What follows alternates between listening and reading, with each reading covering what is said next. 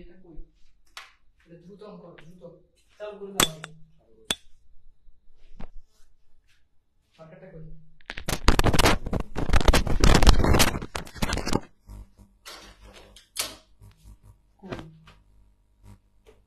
কোনটা এনে দাও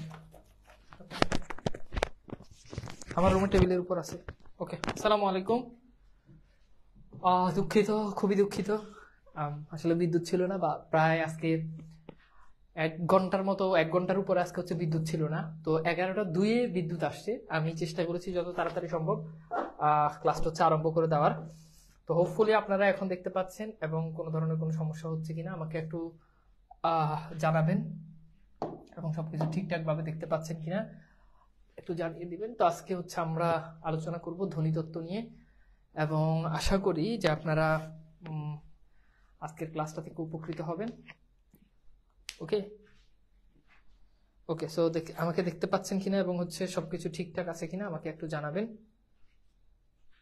ওকে ঠিক আছে আমি দুঃখিত যে বিদ্যুৎ না থাকার কারণে আজকে আমাকে আপনাদের ক্লাসটা থাকা 10:30টায় হওয়ার কথা ছিল এবং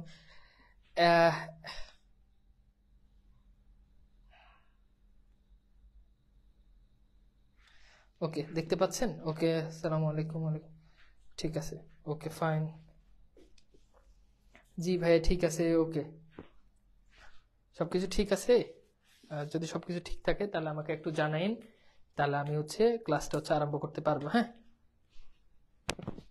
ওকে বাকিরা একটু জয়েন করুক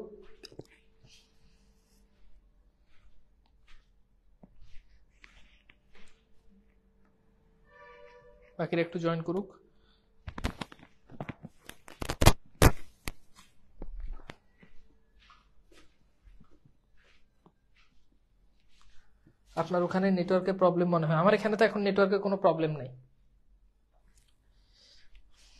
ঠিক আছে আমার এখানে নেটওয়ার্কের প্রবলেম নেই বলতে আজকে হচ্ছে বিদ্যুৎ না থাকার কারণে আজকে হচ্ছে একটু প্রবলেম হয়েছে হ্যাঁ ওকে খুবই তাড়াহুড়া করে হচ্ছে আমি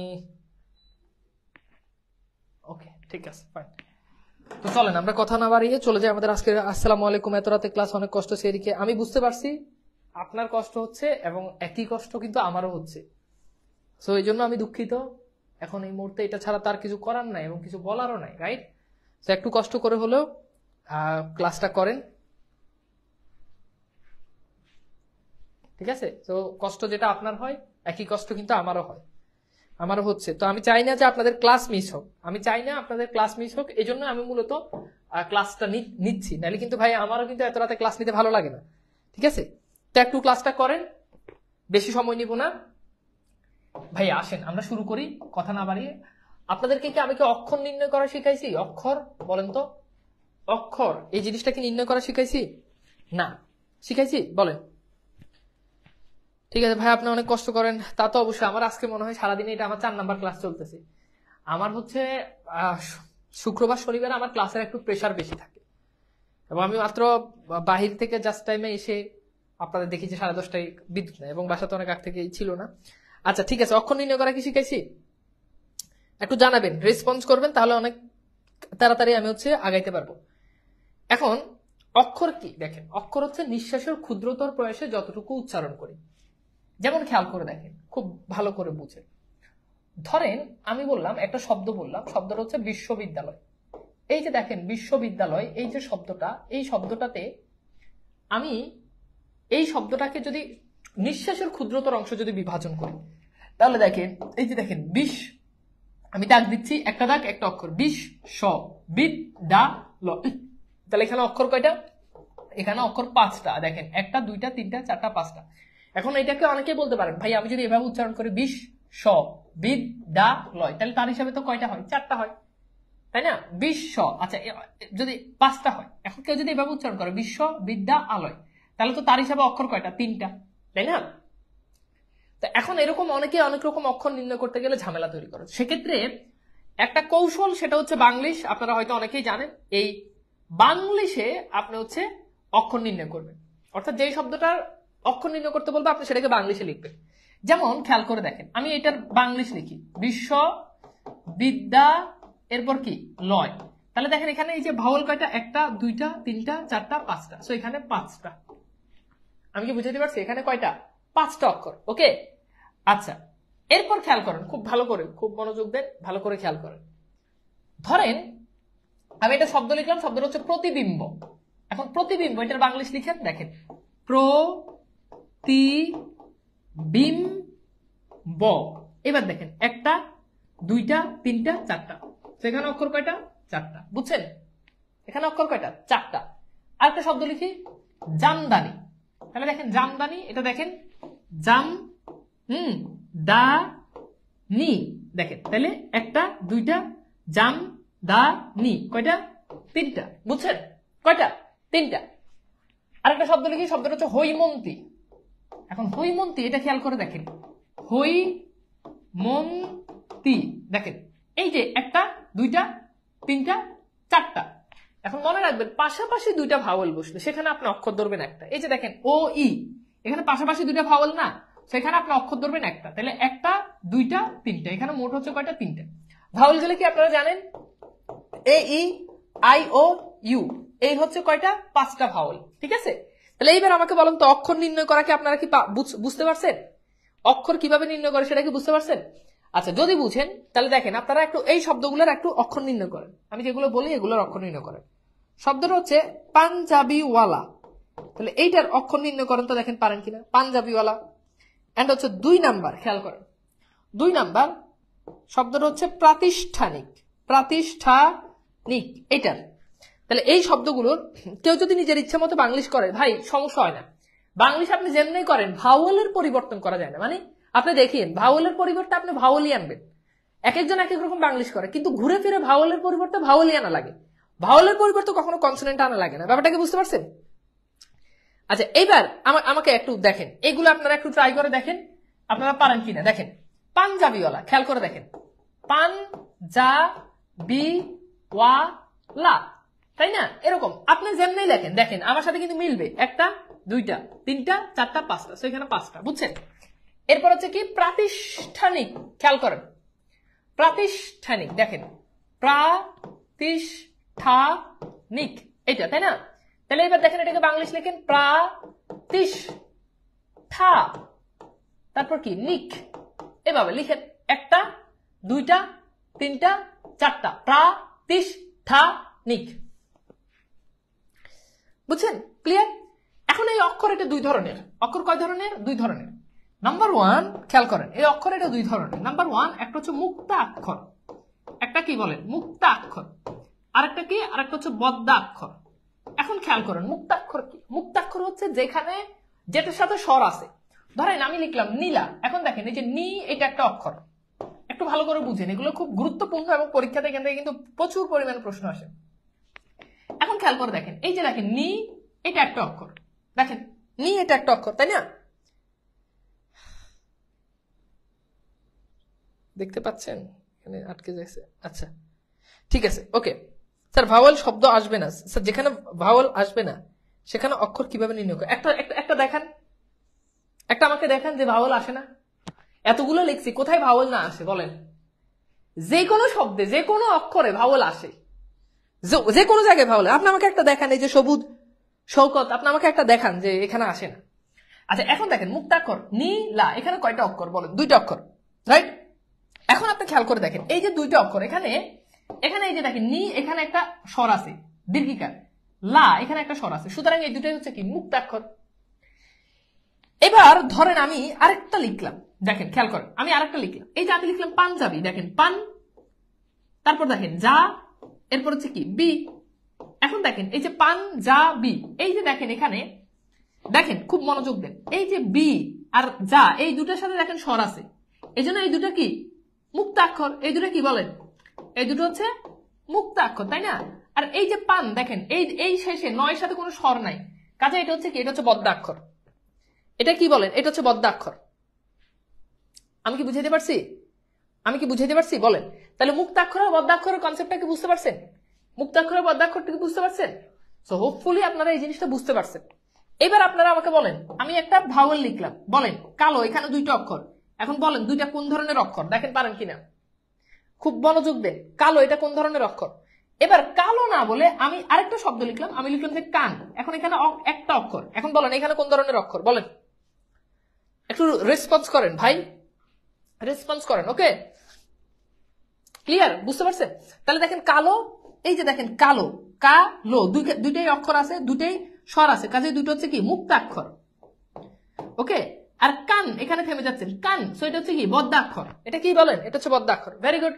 তাহলে কালো দুইটাই মুক্তাক্ষর, কান একটা অক্ষর, একটা বদ্ধাক্ষর। আচ্ছা, এখন আমাদের পরীক্ষাতে প্রায়শই প্রশ্ন আসে যে নিচের কোনটি মুক্তাক্ষর, মানে নিচের কোনটি একাক্ষর। কনসেপ্টটা ভালো করে বুঝেন, কনসেপ্ট ভালো করে বুঝেন। প্রশ্ন হচ্ছে নিচের কোনটি একাক্ষর, নিচের কোনটি কি একাক্ষর। প্রশ্নটা কি নিচের কোনটি একাক্ষর। ওকে, এখন আসেন আমরা একাক্ষর কোনগুলো সেগুলো একটু বুঝি। একাক্ষর কোনটা সেটা একটু ভালো করে বুঝি। তো প্রথমে আমি লিখলাম হাত, 2 নাম্বার আমি লিখলাম হাতল, ঠিক আছে, 3 নাম্বার আমি লিখলাম হাতা,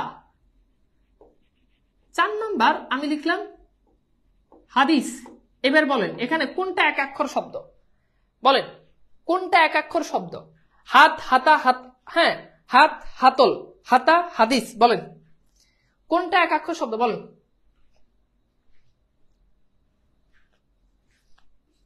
কোনটা একাক্ষর শব্দ বলতে পারবেন?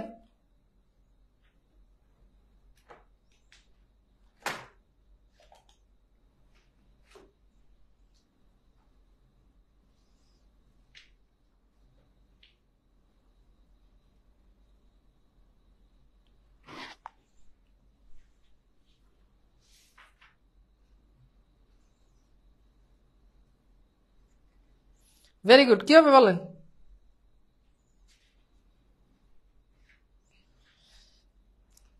উত্তর কি হবে বলেন? উত্তর হচ্ছে কি হাত। এইখানে একটা অক্ষর, হ্যাঁ। এখন দেখেন একটু ভালো করে খেয়াল করেন, এই যে দেখেন হাত, এখানে দেখেন এই যে ভাওয়েল লেখেন হাত, একটা ভাওয়েল, কিন্তু হাতল লেখেন হা তল, দেখেন এখানে কিন্তু দুইটা ভাওয়েল, সেখানে দুইটা। আর হাতা এটা তো বুঝতেই পারতেছেন, হাতা, হাদিস, হা দিস, এখানেও দুইটা। সো আমাদের রাইট অ্যান্সার কোনটা বলেন? রাইট অ্যান্সার একটাই, সেটা হচ্ছে কি, সেটা হচ্ছে হাত। ওকে, কথা কি বুঝতে পারছেন? সেটা হচ্ছে কি, সেটা হচ্ছে হাত। ওকে, ফাইন। এবার আশা করি আপনারা মোটামুটি এই যে কনসেপ্ট আছে, এই কনসেপ্টের সাথে আপনারা বুঝতে পারছেন। তাহলে অক্ষর দুই ধরনের, একটা মুক্তাক্ষর আর একটা হচ্ছে কি বদ্ধাক্ষর। এইবার আসেন আমি আপনাদেরকে একটু মাত্রার কনসেপ্টটা একটু বুঝাই। দেখেন ভাইয়া খেয়াল করেন, খুব গুরুত্বপূর্ণ। সাধারণত আমি এখানে 3টা বর্ণ লিখলাম, একটা হচ্ছে স্বরেয়, বা আমি লিখলাম যে স্বরেয়া। এখন দেখেন এই যে স্বরেয়া, এটার উপর দেখেন পূর্ণ দাগ, এটার উপর একদম পুরোটা জুড়ে দাগ। এই জন্য এই যে স্বরে, এটাকে বলা হয়, এটা হচ্ছে পূর্ণ মাত্রা। কি মাত্রা বলেন? এটা হচ্ছে পূর্ণ মাত্রা। দেখেন আমি লিখলাম রি, এখন এই যে দেখেন রি এর কিন্তু পুরোটা মাত্রা নাই, রি এর অর্ধেক মাত্রা আছে, এই জন্য এটাকে আমি বলি এটা হচ্ছে কি অর্ধমাত্রা। আবার ধরেন আমি লিখলাম এ, এখন এর উপর কিন্তু কোনো মাত্রা নাই, তার মানে এই যে এটা আছে এটা হচ্ছে কি মাত্রাহীন। এটা কি বলেন? এটা হচ্ছে মাত্রাহীন। তাহলে মাত্রা কয় ধরনের বলেন? যদি পরীক্ষা প্রশ্ন আসে মাত্রা কয় ধরনের, উত্তর হচ্ছে 3 ধরনের। মাত্রা কয় ধরনের বলেন? মাত্রা কয় ধরনের যদি পরীক্ষা প্রশ্ন আসে, উত্তর হচ্ছে কি 3 ধরনের। কি কি? নাম্বার 1 পূর্ণ মাত্রা, অর্ধমাত্রা, মাত্রাহীন। পূর্ণ মাত্রা, অর্ধমাত্রা, আর একটা কি মাত্রাহীন। তাহলে 3 ধরনের মাত্রা আমরা বাংলায় পেয়ে থাকি, 3 ধরনের মাত্রা আমরা বাংলায় পেয়ে থাকি। এখন এই মাত্রাগুলো 2 ধরনের বর্ণের ভিতরে, এটা হয় স্বরবর্ণ হবে, আর না হলে কি হবে ব্যঞ্জন বর্ণ হবে। এখন বুঝেন যে স্বরবর্ণ আর ব্যঞ্জন বর্ণের ভিতরে পার্থক্য কি। আচ্ছা বলেন তো, স্বরবর্ণ আর ব্যঞ্জন বর্ণের মধ্যে পার্থক্য কি বলেন? স্বরবর্ণ যেটা নিজে নিজে উচ্চারিত হয়, যেমন খেয়াল করে দেখেন, ধরেন আমি উচ্চারণ করলাম স্বরেয়, এটা কিন্তু নিজে নিজে উচ্চারিত হয়, কিংবা আমি বললাম রস্বই, এটা কিন্তু নিজে নিজে উচ্চারণ হয়। কিন্তু দেখেন যদি আমি কোনো ব্যঞ্জন বর্ণ উচ্চারণ করি, যেমন ক, দেখেন এই যে ক এর সাথে একটা স্বরেও কিন্তু উজ্জ থাকে, তাই না? ক, দেখেন ক, তাই না? ধরেন আমি বললাম ঘ, এই যে দেখেন ঘ এর সাথে একটা স্বরেও কিন্তু কি থাকে, উজ্জ থাকে। তাহলে আমরা বলতে পারি প্রত্যেকটা ব্যঞ্জনের সাথে, অর্থাৎ ব্যঞ্জন প্লাস স্বর, অর্থাৎ ব্যঞ্জন বর্ণ আপনাকে উচ্চারণ করতে গেলে সেখানে অবশ্যই একটা স্বর আসে। সে পৃথিবীর যে কোনো ব্যঞ্জন, আপনি যদি দন্তন বলেন তাহলে দেখেন এই যে মূর্ধন্য বলেন, মূর্ধন্য যোগ অ, ন। আপনি যদি বলেন যে ম, তাহলে দেখেন ম যোগ অ, তাই না? ম যোগ অ, ম। ওকে, তাহলে ম যোগ অ, ম। আমি কি বুঝাইতে পারছি? ঠিক আছে, তাহলে আমরা মোটামুটি অনেক কিছু পড়লাম। বাহ, স্লাইডটা কি সুন্দর দেখছেন, মানে কত লিখতে লিখতে লিখতে লিখতে কত কিছু লিখে ফেলছি। এটা হচ্ছে ক্লাস, তাই না? উইদাউট এনি স্লাইড, কোনো কিছু নাই, আপনি ব্যাকরণটাকে এভাবে লিখে লিখে লিখে লিখে বুঝছেন, তাই না? দেখেন এটা এখন একটা, আমার কাছে এটা মনে হচ্ছে যে আর্ট। কোন একটা বাচ্চা, যদি আমার লেখা সুন্দর না, বাট খুব চমৎকার দেখাচ্ছে, তাই না? যে লিখে লিখে আমরা কত জিনিস বুঝে ফেলছি, কোনো বই ছাড়া, কোনো স্লাইড ছাড়া, কোনো কি, কোনো লেকচার শিট ছাড়া। চমৎকার। ওকে, তো এই পৃষ্ঠাটা তাহলে আমরা এখন একটু স্কিপ করি, হ্যাঁ, পরের পৃষ্ঠায় যাই, এই সুন্দর পৃষ্ঠাটা থেকে। ওকে, ঠিক আছে, ওকে ফাইন, ঠিক আছে, আসেন। ফাইন বের ক্লাস মনে হচ্ছে, বাহ, হ্যাঁ, আপনাদের ফাইন বের ক্লাস এরকম লিখতে লিখতে লিখতে লিখতে অনেক কিছু লিখে ফেলে। আচ্ছা, এইবার আসেন, যদিও আমি আবার কম ইয়ে করি, আমি হচ্ছে একটু লিখেই ইয়ে করি, একটু লিখেই নতুন পৃষ্ঠা নিই, বাট আজকে অনেক কিছু লিখতে লিখতে লিখতে লিখতে আজকে অনেক ইয়ে হয়ে গেছে। ওকে ফাইন, চলেন তাহলে এইবার আমার মনে হয় যে আমরা একটু পর্যন্ত মোটামুটি বুঝতে পারছি। এইবার আসেন আমরা একটু মাত্রার হিসাবটা একটু বুঝি, খুবই গুরুত্বপূর্ণ। একটু আমরা এখন কি বুঝবো, মাত্রার হিসাবটা বুঝবো। হ্যাঁ, এখন ভাইয়া খেয়াল করেন, এই যে মাত্রার হিসাবটা যখন বুঝবো তখন একটু ভালো করে ব্যাপারটার দিকে আপনি একটু মনোযোগ দিবেন। দেখেন, তো প্রথমত হচ্ছে এখানে হচ্ছে আমরা যদি মাত্রার হিসাব যদি বলি, তাহলে মাত্রা দুই ধরনের, একটা হচ্ছে কি পূর্ণ মাত্রা, আরেকটা কি, আরেকটা হচ্ছে অর্ধ মাত্রা, তাই না? আরেকটা কি, আরেকটা হচ্ছে মাত্রাহীন, আরেকটা কি মাত্রাহীন। তাহলে পূর্ণ মাত্রা, অর্ধমাত্রা, আরেকটা হচ্ছে কি মাত্রাহীন। পূর্ণ মাত্রা, অর্ধমাত্রা, আরেকটা হচ্ছে মাত্রাহীন। এইবার আমরা এখানে যেটা লিখবো সেটা হচ্ছে মোট বর্ণ। আচ্ছা, মোট বর্ণ কয়টা? 50টা, তাই না? এখন এই বর্ণগুলো দুই ধরনের, একটা হচ্ছে কি স্বরবর্ণ, একটা হচ্ছে স্বরবর্ণ, ওকে, আরেকটা হচ্ছে ব্যঞ্জন বর্ণ। আরেকটা কি বর্ণ? ব্যঞ্জন বর্ণ। এখন আপনারা নিশ্চয়ই জানেন স্বরবর্ণ কয়টা? স্বরবর্ণ 11টা, ব্যঞ্জন বর্ণ কয়টা? 39টা। এখন বুঝেন ভালো করে, এখন বুঝেন, কথা ভালো করে বুঝবেন, পরে লিখেন, বা লেখা লাগবেও না, আগে ভালো করে বুঝেন। এখন পূর্ণমাত্রার বর্ণ কয়টা? আচ্ছা বলেন তো, একজন প্রাপ্তবয়স্ক, একজন পূর্ণবয়স্ক মানুষের দাঁত কয়টা? একজন পূর্ণবয়স্ক মানুষের দাঁত হয় কয়টা বলেন? একজন পূর্ণবয়স্ক মানুষের দাঁত হয় 32টা। কয়টা? 32টা, তাই না? এখন দেখেন, আচ্ছা এখানে আমি ভুল লিখছি, এটা নিচে যাবে, হ্যাঁ দুঃখিত, এটা নিচে যাবে, অর্থাৎ আপনি এটাকে এভাবেও দিতে পারেন।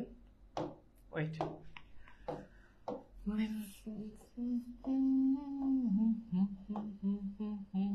দেখেন এখানে লিখি, হ্যাঁ 50, তারপর হচ্ছে কি 11, তারপর হচ্ছে কি 39। ওকে ফাইন, এবার চলেন আমরা যেখানে ছিলাম। তো একজন পূর্ণবয়স্ক মানুষের দাঁত 32, আমরা এখানে লিখে ফেললাম 32। আচ্ছা, দাঁত যদি 32 হয় তাহলে এক পাটিতে দাঁত কয়টা? 16টা। আরেক পাটিতে দাঁত কয়টা? 16টা। এখন বলেন 16-র অর্ধেক কত? 16-র অর্ধেক হচ্ছে কি 8, তাহলে 16-র অর্ধেক 8, অর্ধমাত্রা বললে 8টা। এখন 32 আর 8 কত? 40, তাহলে বাকি থাকে কয়টা? 10টা। শেষ, 10টা এখানে বসাই দিলেন।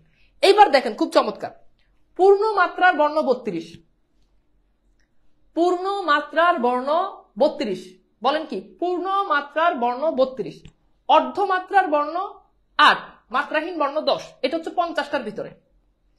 এখন স্বরবর্ণগুলো আমি আপনাকে একটু দেখাইলে আপনি খুব চমৎকার ভাবে এটা বুঝতে পারবেন। স্বরেয়, স্বরেয়া, রস্বই, দীর্ঘই, রস্বাউ, দীর্ঘ উ, তাই না? এই হচ্ছে কয়টা? এখানে 6টা। দেখেন তো, এই 6টার উপরে মাত্রা দেওয়া আছে, ফুল মাত্রা, এই জন্য এই প্রথম 6টা এটা হচ্ছে পূর্ণ মাত্রা। আবার খেয়াল করে দেখেন, আমি লিখলাম যে রি, দেখেন এই রি, এটাতে কিন্তু অর্ধমাত্রা, এই একটাই অর্ধমাত্রা, তাহলে অর্ধমাত্রার স্বরবর্ণ একটা। এবার বাকি 4টা খেয়াল করেন, এ, ওই, ও, ও, এই যে দেখেন এই যে 4টা আছে, এই 4টা কিন্তু মাত্রাহীন। তাহলে দেখেন স্বরবর্ণের ভিতরে পূর্ণ মাত্রা 6টা, অর্ধমাত্রা একটা, মাত্রাহীন 4টা। আমি কি বুঝাইতে পারছি বলেন? পূর্ণ মাত্রা 6টা, অর্ধমাত্রা একটা, মাত্রাহীন 4টা। এখন দেখেন মোট মোট মোট বর্ণ কয়টা? আপনি আমাকে এটা বলেন, মোট বর্ণ কয়টা? মোট পূর্ণ মাত্রার বর্ণ কয়টা? 32, তাহলে 32 থেকে 6 বাদ দেন, তাহলে কত? 26। তাহলে টোটাল ব্যঞ্জন বর্ণের ভিতরে পূর্ণ মাত্রার বর্ণ হচ্ছে 26। টোটাল অর্ধমাত্রা কয়টা? 8টা, 8টা থেকে একটা বাদ দেন, বাকি কত? 7। তাহলে খেয়াল করে দেখেন, অর্ধমাত্রার ব্যঞ্জন বর্ণ হচ্ছে 7টা, মাত্রাহীন বর্ণ কয়টা? 10টা, তাহলে 10টা থেকে 4টা বাদ দেন, 4টা বাদ দিলে কয়টা থাকে? 6টা। তাহলে খেয়াল করে দেখেন, মাত্রাহীন ব্যঞ্জন বর্ণ 6টা। এখন যদি বলে মাত্রাহীন স্বরবর্ণ কয়টা? 4টা। মাত্রাহীন অর্ধমাত্রা কয়টা? 1টা। মাত্রাহীন পূর্ণমাত্রা কয়টা? সরি কি বলি, পূর্ণমাত্রার স্বরবর্ণ 6টা, অর্ধমাত্রার স্বরবর্ণ 1টা, মাত্রাহীন স্বরবর্ণ 4টা। আর টোটালটা বললে এটা, স্বরবর্ণটা বললে এটা, ব্যঞ্জনবর্ণটা বললে এটা। শেষ। এবার বলেন বুঝছেন কিনা? আমি কি বুঝাইতে পারছি না বুঝেন নাই? বলেন, আমি কি বুঝাইতে পারছি না বুঝেন নাই? বলেন। ক্লিয়ার? কথা কি বুঝছেন?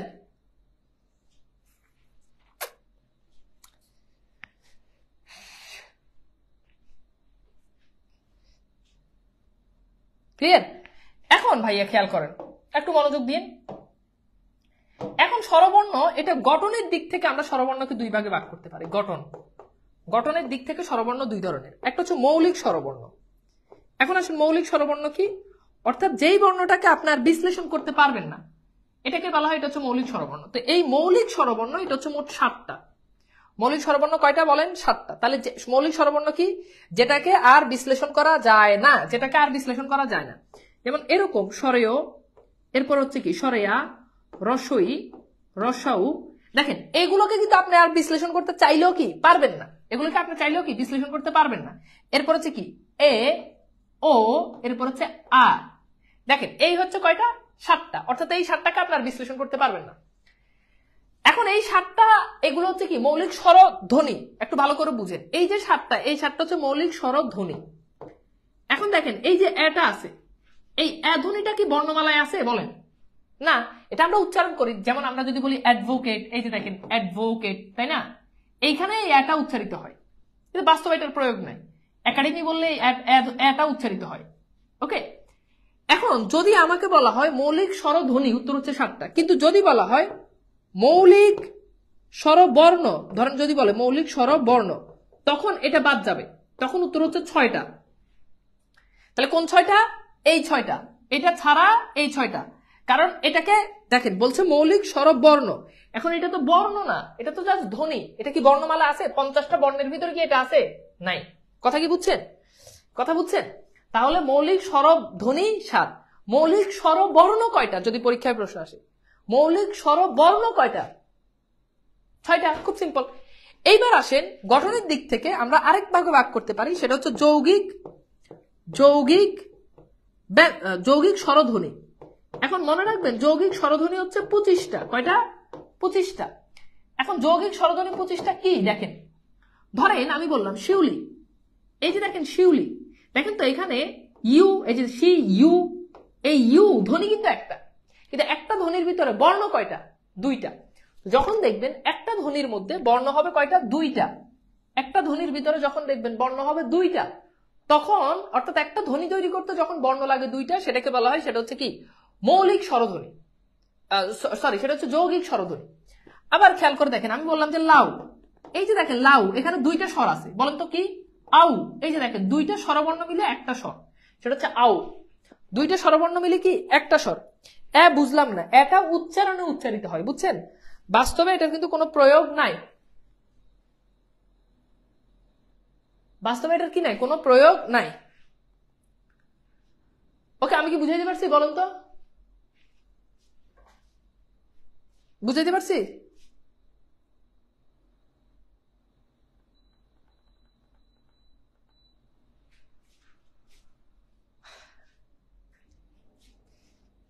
আমি কি বুঝাইতে পারছি? ওকে, মৌলিক স্বরধ্বনি 7টা, মৌলিক স্বরবর্ণ 6টা, যৌগিক স্বরধ্বনি 25টা। এবার আসে যৌগিক স্বরধ্বনি 25টা, কিন্তু যদি বলে যৌগিক স্বরবর্ণ, যদি কি বলে যৌগিক স্বরবর্ণ, তখন উত্তর হচ্ছে 2টা। স্বরবর্ণ, তখন উত্তর 2টা। কেন 2টা? কারণ এই 2টাকে বর্ণমালায় দেখা যায়। একটা হচ্ছে ওই, দেখেন এটাকে কিন্তু বিশ্লেষণ করলে কি পাবেন? স্বরেয় যোগ রস্বই, ওই, তাই না?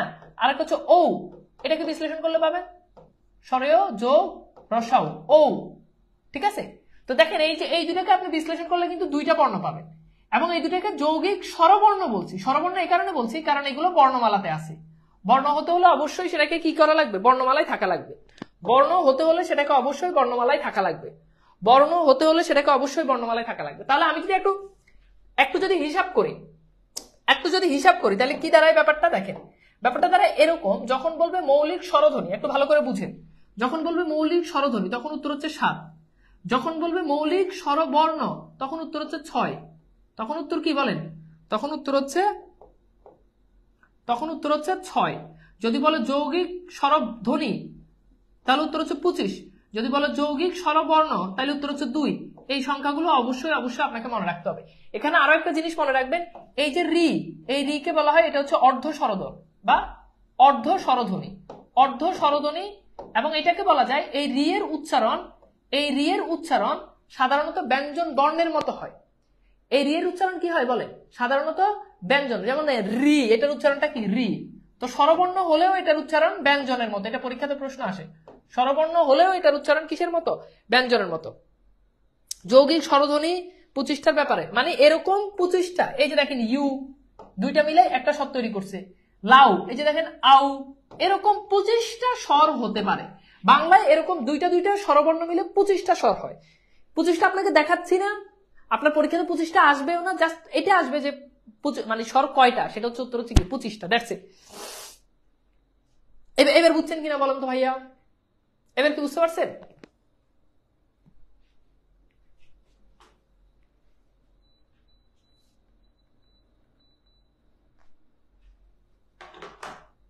এবার কি বুঝতে পারছেন বলেন?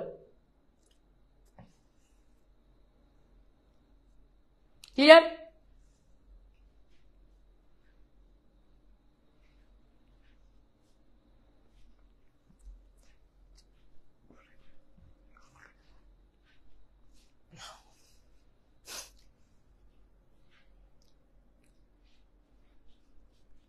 ক্লিয়ার? আমি কি বুঝাইতে পারছি? ওকে ফাইন, আলহামদুলিল্লাহ ক্লিয়ার। এই অধ্যায়টা খুব মানে দারুণ, এবং যদি আপনি বুঝতে পারেন তাহলে এই অধ্যায়টা খুব চমৎকার। হ্যাঁ, আচ্ছা এবার আসেন আপনাদেরকে কিছু কথা বলি, এগুলো একটু মনে রাখবেন। হ্যাঁ, এখন খেয়াল করেন, একটু গুরুত্বপূর্ণ এই অংশটা, একটু ভালো করে বুঝবেন। ক থেকে ম পর্যন্ত এই যে 25টা বর্ণ, এখানে মোট বর্ণ হচ্ছে কয়টা? 25টা। এই 25টা বর্ণকে বাংলায় বলা হয়, অনেকে এগুলোকে বলেন স্পর্শ বর্ণ। এবং যদিও স্পর্শ বর্ণ আমাদের নতুন বইতে দেওয়া আছে 20টা, তবুও এই 25টাকেও পরীক্ষাতে প্রশ্ন আসে। 20টা এখন পর্যন্ত পরীক্ষায় প্রশ্ন আসে নাই। তো এই জন্য আবার এটাকে বলা হয় এটা হচ্ছে বর্গীয় বর্ণ। এটা কি? এটা হচ্ছে বর্গীয় বর্ণ। এখন ভাইয়া পরীক্ষাতে প্রায়শই এরকম প্রশ্ন আসে, ক থেকে ম পর্যন্ত, এটা আপনি জানেন এখানে টোটাল বর্ণ কয়টা? 25টা। ক থেকে ম পর্যন্ত এখানে টোটাল বর্ণ কয়টা? 25টা। এখন কুইজটা আসবে এরকম যে ক থেকে প পর্যন্ত মোট বর্ণ কয়টা, এখন আপনাকে হিসাব করতে হবে। তাহলে দেখেন ক থেকে ম পর্যন্ত বর্ণ 25টা। এখন আপনি দেখেন প, ফ, ব, ভ, ম, কথা কি বুঝলেন? প, ভ, ব, ম।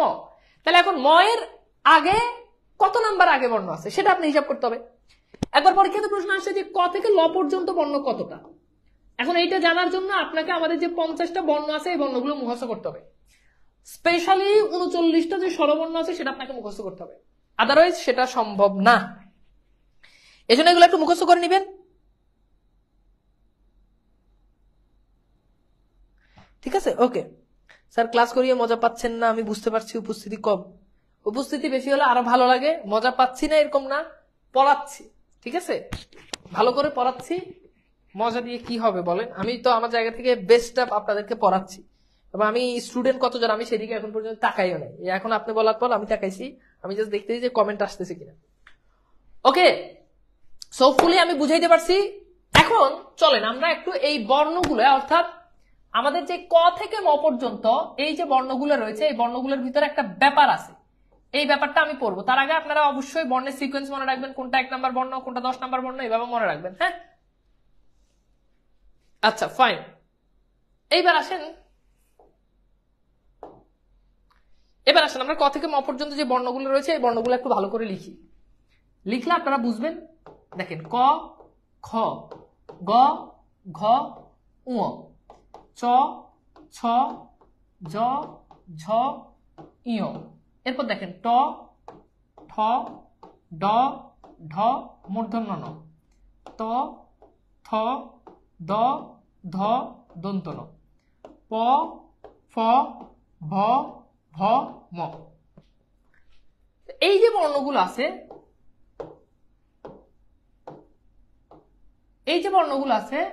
এই বর্ণগুলো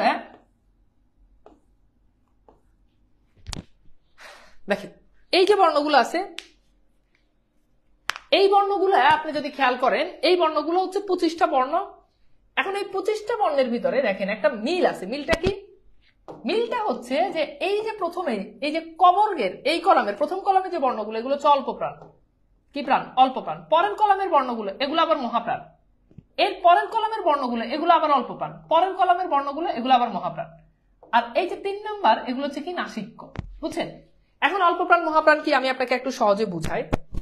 আমার কাছে একটা টাকা থাকলে বেটার হইতো, এইভাবে আমি আপনাকে বুঝাই। হ্যাঁ, এই যে ধরেন এটা একটা কাগজ। দেখেন, অল্প প্রাণ হচ্ছে যেগুলো উচ্চারণের সময় আমাদের মুখনিসৃত বাতাসের প্রবণতা কম থাকে। যেমন দেখেন, এই যে দেখেন এই যে ক ক, এই যে দেখেন ক, দেখেন ক খ। এটা অনেক লম্বা ইয়া হওয়ার কারণে আপনি বুঝতেছেন না। আমি একটু কাগজটা একটু ছিঁড়ে নিই। হ্যাঁ, ওকে ফাইন। দেখেন, এই যে দেখেন ক খ। দেখেন এই যে খ বললে কাগজটা নড়ে যাচ্ছে, মানে আমার মুখ দিয়ে বাতাসের প্রবণতা বেশি। ক খ। দেখেন এই যে ক লড়ে না, তার মানে বাতাসের প্রবণতা কম, অল্প প্রাণ। খ খ, দেখেন মহাপ্রাণ। গ ঘ, দেখেন গ অল্প প্রাণ, ঘ মহাপ্রাণ। চ ছ, দেখেন এই যে বর্গীয় জ লড়ে না, বর্গীয় ঝ ঝ। দেখছেন? তাহলে অল্প প্রাণ মহাপ্রাণের কনসেপ্টটা হোপফুলি বুঝতে পারছেন। ওকে, এখন এই যে প্রথম যে 2 কলামের যে বর্ণগুলো থাকে এগুলোকে বলা হয়, এগুলো হচ্ছে অঘোষ ধ্বনি। কি ধ্বনি? অঘোষ। অঘোষ মানে কি? মানে যে এই বর্ণগুলো আপনি এখানে হাত রেখে উচ্চারণ করেন, দেখেন অনুরণন হয় না। এগুলো হাত রেখে এখানে উচ্চারণ করলে দেখবেন যে অনুরণন হয় না। এই যে দেখেন ক খ ক খ। কিন্তু পরের যে 3 কলাম, এই 3 কলামের বর্ণগুলো এগুলো হচ্ছে আবার ঘোষ। এগুলো দেখবেন অনুরণন হয়। মানে অনুরণন মানে হচ্ছে কাঁপে। ক খ কাঁপে না। এই যে সাইলেন্ট। ঘ, দেখেন এই যে ঘ ঘ উ, ঘ ঘ উ, দেখেন এই যে স্বরতন্ত্র কেঁপে উঠে, এই জন্য এগুলো হচ্ছে অঘোষ। এবার আসেন, এই যে প্রথম এই ক, এই কবর্গীয় সকল বর্ণ কণ্ঠ থেকে উচ্চারিত হয়। এই দেখেন ক। আর এই যে চবর্গের যে বর্ণগুলো এগুলো তালু থেকে উচ্চারিত হয়। চ, এই যে দেখেন তালু থেকে, ছ ছ, ঝ ঝ। বুঝছেন? আচ্ছা, টবর্গের যেগুলো এগুলো মূর্ধা থেকে। মূর্ধা কি? তালু এবং দাঁতের মাঝখানে যে জায়গাটা আছে, দেখেন ট ঠ ট, একদম মাঝখানে। আর তবর্গের যে বর্ণগুলো আছে এগুলো দন্ত বর্ণ, মানে এগুলো দাঁত থেকে উচ্চারিত। এই যে দেখেন ত, উচ্চারণ করেন ত ত, দেখেন দাঁতের গোড়ার সাথে লাগে ত থ দ ধ। ওকে, পবর্গের যে বর্ণগুলো আছে এগুলো হচ্ছে ওষ্ঠবর্ণ। ওষ্ঠ মানে কি? ওষ্ঠ মানে হচ্ছে জিহ্বা দিয়ে যেগুলো উচ্চারিত হয়। যেমন প, এই যে দেখেন প এখান থেকে উচ্চারিত হয়। প ফ ব ভ ম। এইবার বলেন আমাকে একটু বলুন তো, আমি কি বুঝাইতে পারছি? অর্থাৎ অল্প প্রাণ মহাপ্রাণের যে কনসেপ্ট সেটা হোপফুলি বুঝতে পারছেন। এখন পরীক্ষাতে এখান থেকে অনেক ধরনের প্রশ্ন আসতে পারে। এখন আপনার পরীক্ষাতে প্রশ্ন আসলো, ধরেন আপনার পরীক্ষাতে প্রশ্ন আসলো বর্গীয় জ এটা কেমন বর্ণ, তাহলে উত্তর কি হবে? দেখেন বর্গীয় জ এটা কেমন বর্ণ, বর্গীয় জ এটা হচ্ছে ঘোষ অল্প প্রাণ। তাহলে আমরা এখানে লিখতে পারি এটা হচ্ছে ঘোষ আর এটা হচ্ছে কি অল্প প্রাণ বর্ণ, তাই না? ঘোষ অল্প প্রাণ। ধরেন পরীক্ষাতে প্রশ্ন আসছে ধ এটা কেমন বর্ণ, তাহলে দেখেন এই যে ধ, দেখেন এটা ঘোষ অল্প প্রাণ, তাহলে এটা কি হবে? ঘোষ, ঘতে ঘোষ, স্বরে অল্প প্রাণ। বুঝছেন? পরীক্ষাতে প্রশ্ন আসলো ঢ এটা কেমন বর্ণ, তাহলে দেখেন এটা কি? এটা হচ্ছে অঘোষ, এটা হচ্ছে মহাপ্রাণ। তাহলে অঘোষ অঘোষ আর এটা কি? এটা হচ্ছে মহাপ্রাণ। ম মানে কি? মহাপ্রাণ। বুঝতে পারছেন কথা? কি বুঝতে পারছেন না বুঝেন নাই?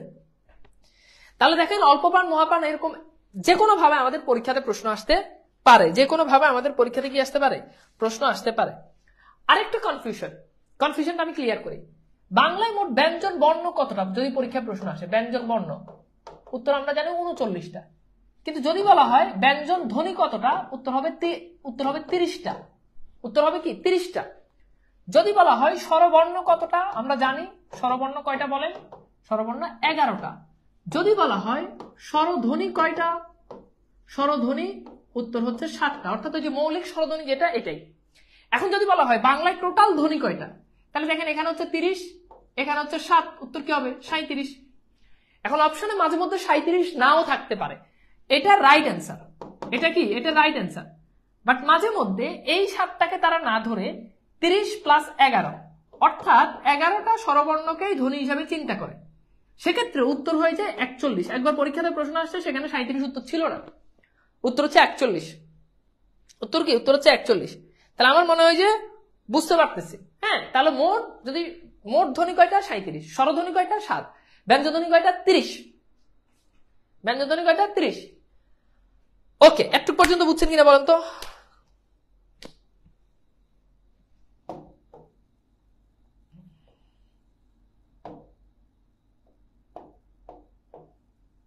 বুঝছেন?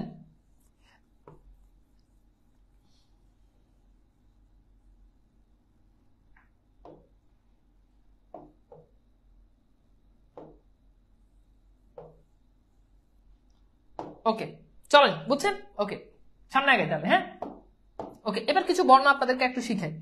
দেখেন, পরীক্ষাতে প্রশ্ন আসে র, এটা কেমন বর্ণ? এটা হচ্ছে কম্পনজাত বর্ণ। এটা কি? কম্পনজাত বর্ণ। কম্পনজাত বর্ণ কি? এই বর্ণটা উচ্চারণের সময় দেখবেন যে কেঁপে উঠে, এই জিহ্বা কেঁপে র র। ওকে, এরপর আসেন ঢ ঢ। এগুলো কেমন বর্ণ? এগুলো হচ্ছে তারণজাত বর্ণ। এগুলো মনে রাখবেন, এগুলো পরীক্ষাতে প্রশ্ন আসে। ঠিক আছে, তারণজাত বর্ণ। এরপর আসেন ল, এটা কেমন বর্ণ? এটা হচ্ছে পার্শ্বিক বর্ণ। এটা কেমন বর্ণ? এটা হচ্ছে পার্শ্বিক বর্ণ। বুঝছেন? পরীক্ষাতে কিন্তু এগুলো প্রশ্ন আসে। ল, এটা কেমন বর্ণ? এটা হচ্ছে পার্শ্বিক বর্ণ। ওকে, এবার আসেন, খুব ভালো করে খেয়াল করবেন এই কনসেপ্টগুলো, যেগুলো থেকে পরীক্ষাতে প্রশ্ন আসে। পরীক্ষাতে প্রশ্ন আসে পরাশ্রয়ী। পরাশ্রয়ী বর্ণ কয়টা? পরাশ্রয় মানে হচ্ছে পরের উপর আশ্রয় করে, এরকম বর্ণ কয়টা? 3টা। বিসর্গ, অনুস্বার, চন্দ্রবিন্দু। তাহলে পরের উপর আশ্রয় করে এরকম বর্ণ কয়টা? উত্তর হচ্ছে কয়টা? 3টা। কি কি কি বলেন? বিসর্গ, এরপর হচ্ছে কি? চন্দ্রবিন্দু, এরপর হচ্ছে অনুস্বার। অর্থাৎ এই 4টা সবসময় অন্যের উপর আশ্রয় করে চলে। বুঝছেন? ওকে, এবার আসেন শীষ বর্ণ কয়টা? শীষ বর্ণ 3টা। তাহলে বেশ, মূর্ধন্য স, এরপর হচ্ছে দন্ত স। ঠিক আছে, এটা কি বলেন? এটা হচ্ছে শীষ বর্ণ। নাসিক্য বর্ণ অনেকেই বলেন 7টা, অনেকেই বলেন 5টা। কোন 5টা? এই যে উ, ই, মূর্ধন্য, দন্তন, ম। তো আমাদের পরীক্ষাতে সাধারণত 5টাই এখন পর্যন্ত উত্তর দেখা গেছে। তার মানে আমরা সেক্ষেত্রে উত্তর করতে পারি কয়টাকে? বলেন, 5টাকে আমরা উত্তর করতে পারি। আচ্ছা, এরপর আসেন উষ্ম বর্ণ। উষ্ম বর্ণ কয়টা? উষ্ম বর্ণ 4টা। কি কি? তালব্য স, দন্ত স, মূর্ধন্য স, জাস্ট একটা হ। অর্থাৎ নাসিক্য বর্ণের সাথে হ যুক্ত হলে সেটা হচ্ছে কি? উষ্ম বর্ণ। নাসিক্য বর্ণের সাথে হ যুক্ত হলেই সেটা হচ্ছে উষ্ম বর্ণ। একটু পর্যন্ত বুঝছেন কিনা আমাকে একটু বলেন। বুঝছেন? ওকে, ভেরি গুড। দন্ত স, তালব্য স, উষ্মধ্বনি, কিন্তু নামকরণে দন্ত মূর্ধন্য তালব্য হলো কেন? বুঝি নাই। দন্ত স, মূর্ধন্য স, তালব্য স, নামকরণে দন্ত মূর্ধন্য দন্ত স, দন্ত দন্ত স। বাবা, এখানে তো আমরা শুধু এই বর্গীয় বর্ণ দন্ত স, তালব্য স, সেগুলোর উচ্চারণের রীতি অনুযায়ী সেগুলোর উচ্চারণের স্থানকে আমি বলছি যে অন্য জায়গা থেকে। আমরা তো এইখানে জাস্ট 25টা বিশ্লেষণ করছি, কারণ আমাদের পরীক্ষাতে 25টা থেকে প্রশ্ন আসে। বুঝতে পারছেন? আচ্ছা, বাকি একটা আছে, সেটা হচ্ছে অন্তস্থ বর্ণ। অন্তস্থ, অন্তস্থ বর্ণ 4টা। এগুলোকে এভাবে মনে রাখা যায়, অন্তে রবে জল। অন্তে রবে জল, এখান থেকে কি মনে রাখবেন? র, ব, জ, ল। এই 4টা হচ্ছে কি? অন্তস্থ বর্ণ। ওকে, এই 4টা কি? অন্তস্থ বর্ণ। ওকে, বুঝতে পারছেন? শেষ বর্ণের। এবার আসুন 2 ধরনের স্বরবর্ণের সংক্ষিপ্ত রূপকে বলা হয় কার। টোটাল স্বরবর্ণ হচ্ছে কয়টা? 11টা। টোটাল স্বরবর্ণ কয়টা? 11টা। আর কার আছে 10টার। অর্থাৎ এই স্বরেও এটার কোনো কার নাই, এই জন্য এটাকে বলা হয়, এটা হচ্ছে নীলিন বর্ণ। কি বর্ণ? নীলিন বর্ণ। আপনি দেখবেন সবগুলো দেখবেন যে কার আছে, যেমন আকার, যেমন দেখবেন ইকার, যেমন দেখবেন দীর্ঘিকার, যেমন দেখবেন উকার, সবগুলোর কার আছে, একটার কার নাই। কথা কি বুঝছেন? আর ব্যঞ্জন বর্ণের সংক্ষিপ্ত রূপকে বলা হয় ফলা। ফলা আছে মোট 6টা। কয়টা? অর্থাৎ 6টা বর্ণের ফলা আছে। এটাকে এভাবে মনে রাখা যায় যে যমুনার বল, যমুনার বল। এখান থেকে খুব সহজে আপনি 6টা ফলা মনে রাখতে পারবেন। 6টা ফলা কি কি সেটা খুব ইজিলি আপনি মনে রাখতে পারবেন। দেখেন, 6টা ফলা খুব ইজিলি মনে রাখতে পারবেন। একটা হচ্ছে জফলা, যমুনার, জফলা, মফালা, নফালা, রফালা, বফালা, লফালা।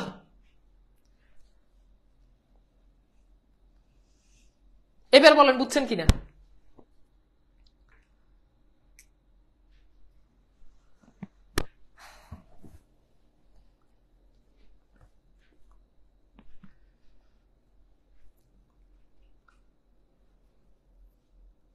বুঝছেন? এবার বলেন তো ধ্বনিতত্ত্বর যে কনফিউশন সারা জীবন যে পড়ছেন এগুলো কি ক্লিয়ার? সারা জীবন যে মুখস্থ করে আসছেন এখন এটা কি ক্লিয়ার? এটা কি ক্লিয়ার? দেখেন যদি ক্লিয়ার হন তাহলে একটু এই প্রশ্নটা একটু সলভ করেন তো, দেখেন পারেন কিনা। এই প্রশ্ন দেখেন ডয়শূন্যটা এটা কি বলেন, একটু আগে পড়াইছি না, এটা কি হবে বলেন তো, দেখেন পারেন কিনা এই প্রশ্নটা সলভ করেন।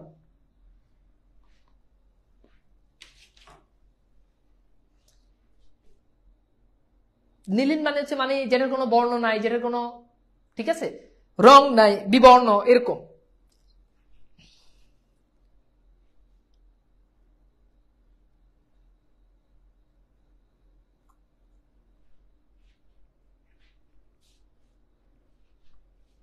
Very good. এটা কি হবে? তারণজাত। Thank you. এটা কি হবে বলেন তো? এটা হবে তারণজাত। এটা কি হবে বলেন? এটা হচ্ছে তারণজাত। এই যে দেখেন পরীক্ষাতে প্রশ্ন আসছে বিশ্ববিদ্যালয় শব্দে কয়টি অক্ষর? আমরা সলভ করছি 5টা।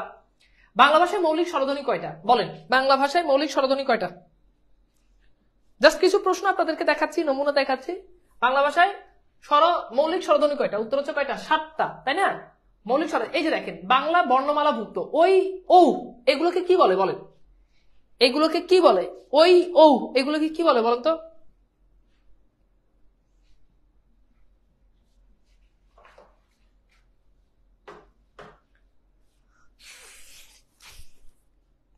এগুলোকে কি বলে বলেন?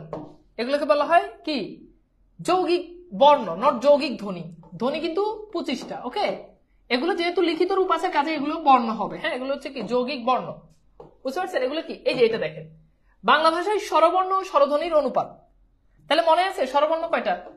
11টা। স্বরধ্বনি কয়টা? 7টা। তাহলে দেখেন 11:7, তার মানে উত্তর হবে কি? খ। উত্তর কি হবে বলেন? খ। Very good. আচ্ছা, এরপর অনেকগুলো প্রশ্ন আসছে। এই যে দেখেন বাংলা ভাষায় মৌলিক স্বরধ্বনি কয়টা? 7টা। নিচের কোনটি একাক্ষর শব্দ? দেখেন এরকম একটা প্রশ্ন আপনাদেরকে সলভ করেছি। কাকা এখানে অক্ষর 2টা, চাচা অক্ষর 2টা, ভোনাই অক্ষর 2টা, ভাই এখানে অক্ষর 1টা। তার মানে রাইট অ্যান্সার কি? সি। তার মানে রাইট অ্যান্সার কি? রাইট অ্যান্সার হচ্ছে সি। ওকে, তো একদম যতগুলো প্রশ্ন আসে সবগুলো আপনি পারবেন। আচ্ছা, এই প্রশ্নটা জাস্ট সলভ করেন। কোনটি নাসিক্য বর্ণ বলেন? কোনটি নাসিক্য বর্ণ বলেন তো? কোনটা নাসিক্য বর্ণ? কোনটা নাসিক্য বর্ণ? কোনটা নাসিক্য বর্ণ? নাসিক্য বর্ণ মনে আছে কি? নাসিক্য বর্ণ কি বলেন? নাসিক্য বর্ণ হচ্ছে কি? ইয়, উ, দন্ত ন, মূর্ধন্য ন, ম। তাহলে আছে কোনটা? কমন আছে কোনটা? দন্ত ন। তার মানে রাইট অ্যান্সার হচ্ছে সি। একদম সবগুলো প্রশ্ন পারবেন আপনি। যখন সলভ করতে যাবেন তখন নিজেই দেখবেন যে আপনি সবগুলো প্রশ্ন পারতেছেন। ওকে, তো আজকের ক্লাসটা কেমন লাগছে একটু জানিয়ে দিবেন। হোপফুলি ভালো লেগেছে। আজকের মতো তাহলে বিদায় নিচ্ছি। সুন্দর থাকবেন, সুস্থ থাকবেন। আমরা কিন্তু নিয়মিত ক্লাস নিচ্ছি, আপনাদের যাবতীয় যা যা কিছু দরকার সবকিছু করে নিচ্ছি এবং আপনাদের ফাইনাল মডেল টেস্ট কিছুদিনের ভিতরেই শুরু হয়ে যাবে। অলমোস্ট আমরা কিন্তু কোর্সের প্রায় অনেক দূর এগিয়ে গেছি। অনেক সকল সাবজেক্টের অনেক টপিক আমরা কিন্তু পড়ে ফেলেছি। অলমোস্ট বলা যায় এখন আমরা কোর্সের প্রায় শেষ প্রান্তে চলে এসেছি। আমি আবার বলছি আপনাদের সকল টপিক ইনশাল্লাহ আমাদের সকল সাবজেক্টের টিচারদেরকে ডিরেকশন দেওয়া আছে ইনশাল্লাহ। হোপফুলি যে আপনারা বেস্ট অ্যান্ড বেস্ট সার্ভিস পাবেন। শুধু ভরসা রাখেন, যতটুকু পড়ায় ততটুকু ভালো করে পড়েন। তাই উচ্চারণগুলোকে আলাদা ক্লাস পাবো, উচ্চারণগুলোকে আলাদা ক্লাস পাবো বলতে উচ্চারণ ক্লাস হয়েছে। ভালো থাকবেন।